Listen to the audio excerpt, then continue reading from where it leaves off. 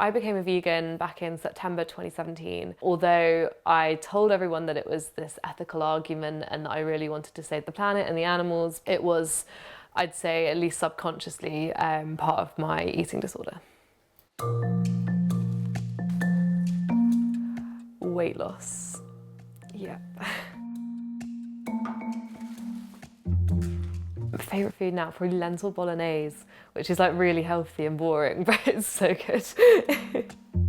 Before I became ill, I used to love cooking. I did it as a GCSE actually. When I was at the worst of my eating, I definitely didn't eat this sort of thing. I was scared of lots of different ingredients. Kind of see it as almost like self-care now, because I never used to do it, and now I'm like, no, you need to actually like cook yourself a meal, because otherwise you'll feel rubbish and it'll just set you back.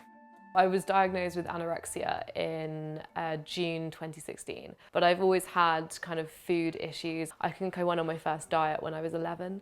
I'd watched loads of documentaries and bloggers and stuff going vegan. I think with every dietary decision I made up until recently, it was all about weight loss. It was all about trying to be the smallest version of myself. Vegan Fitspo, vegan inspo. I already followed a load of fitness, wellness bloggers. Slowly, a lot of them went vegan, and so I found myself consumed by this constant vegan messaging on Instagram. In Veganuary, when lots of people are going vegan, there's people out there who are doing it completely for the right reasons. Veganism is a lifestyle, it's an ethical lifestyle. It didn't even cross my mind that it could be a problem.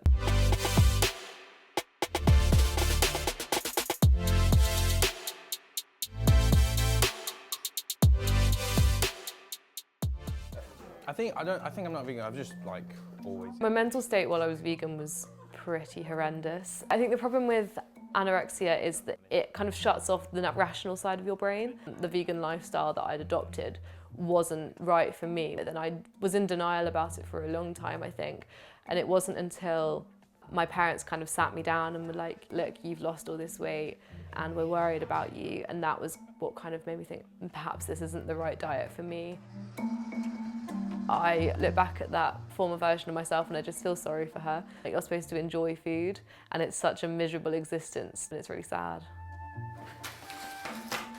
My relationship with food is the best it's been in about 3 years. I kind of coined the term fleegan because I was like, it's kind of like flexitarian, flexible vegan. I'm seeing an eating disorder therapist at the university at the moment, but I'm a lot better than I used to be, but the rules are definitely still there.